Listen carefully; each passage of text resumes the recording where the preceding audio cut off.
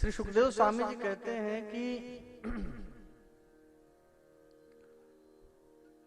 जितनी गोपियां हैं ये सब ठाकुर जी को कांत भाव में दर्शन करती हैं, सब ठाकुर जी को सब कुछ समर्पित करने वाली हैं।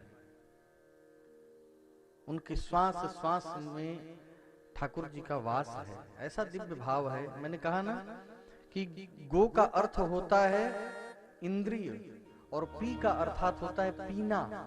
तो गोभी ही इंद्रिय ही रसम पीवती इति गोपी, यानी अपने हर इंद्रियों से, अपने कान से, नाक से, मुख से, जिह्वा से, हाथ से, पैर से, हर इंद्रियों से जो कृष्ण के रस को पिए, कृष्ण नाम के रस को पिए, उसे ही हम गोपी कहते हैं।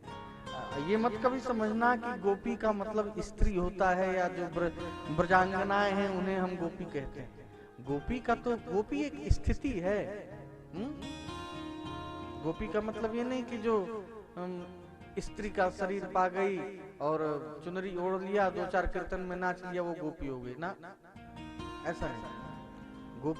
गोपी तो एक स्थिति है कि जो जीव, मैं पुरुष और स्त्री की बात नहीं कर रहा, जो जीव अपने हर इंद्रियों से, हर इंद्रियों से का मतलब है कि आंखों से केवल और केवल ठाकुर जी का दर्शन करें, मुख से केवल और केवल ठाकुर जी के नाम का उच्चारण करें, हाथ से केवल और केवल ठाकुर जी की सेवा करे, पैर से केवल और केवल ठाकुर जी की सेवा में लगे हैं। सारी इंद्रियां जब ठाकुर जी के ऊपर समर्पित हो जाएं तो समझ लेना वही गोपी है, चाहे वो पुरुष हो और चाहे वो स्त्री हो। मुझे तो लगता है कि ब्रज में जितने हैं सब गोपी ही, क्योंकि सब ठाकुर जी के भाव में एकदम अनन्यता है।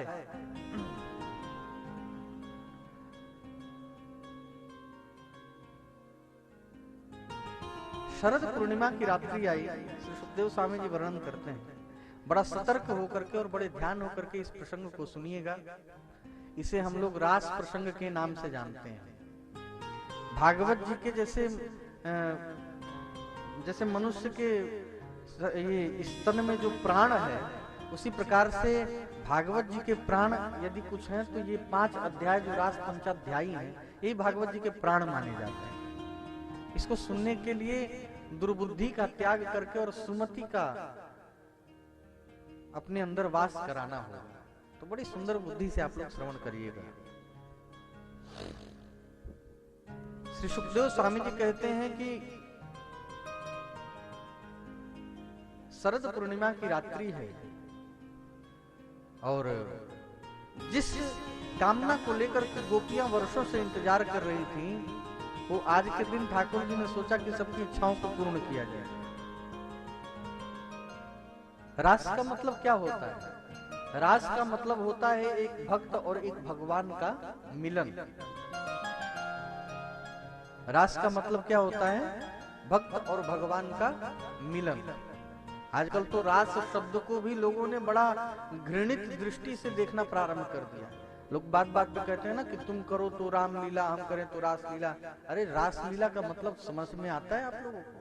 ये गधे लोग जो इस प्रकार से बोलते हैं ना, बड़ा कभी कभी क्रोध भी लगता है। क्या कहा जाए? रासलीला ऐसी पवित्र लीला है जिस रासलीला को करके भगवान श्री कृष्णचंद्र ने कामदेव को आसमान में उल्टा लटका दिया। वस्तुतः अगर रासलीला का मतलब हम कहें सीधे अर्थों में तो ये काम विजय लीला है। काम पर यदि विजय प्राप्त करना हो तो रोज रास पंचाध्यायी का पाठ करना शुरू कर दो। बात समझ में आ रही है? ये जो लोग कहते हैं ना आजकल, अरे रासलीला, अरे समझ भी आता है रासलीला का मतलब क्या होता है? रास एक अपने आप में अद्भुत प्रसंग है। इसको सुनने के लिए, इसको समझने के लिए बड़ी पवित्र बुद्धि की आवश्यकता होती है।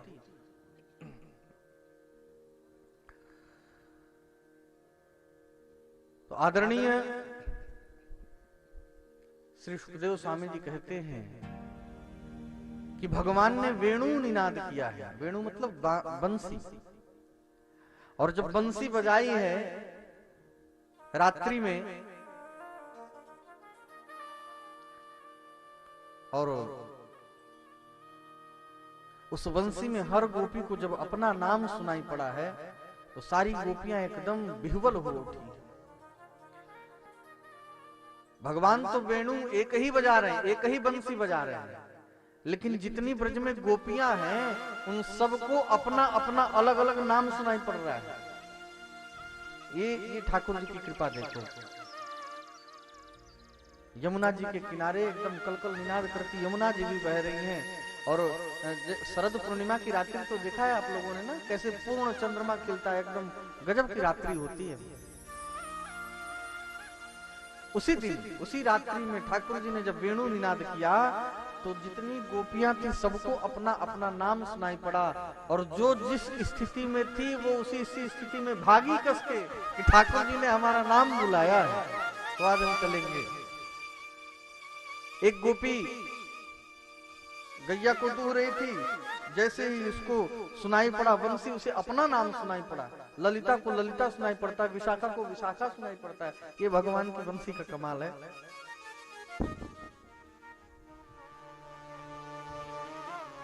उन सबको जैसे ही प्रतीत हुआ कि ठाकुर जी ने हमको बुलाया है, गैया दूह रही थी, बाल्टी छोड़ करके भगी। एक तो अपने बच्चे को दूध पिला रही थी, तो बच्चे को पटका बिस्तर पे और फिर दौड़ करके भगी कि ठाकुर जी ने बुलाया है। अच्छा, एक गोपी तो अपने पति की सेवा कर रही थी। अब जैसे उसका नाम उस बंसी के माध्यम से सुनाई पड़ा, उठ करके जब चली तो उसके पति ने उसका हाथ पकड़ लिया।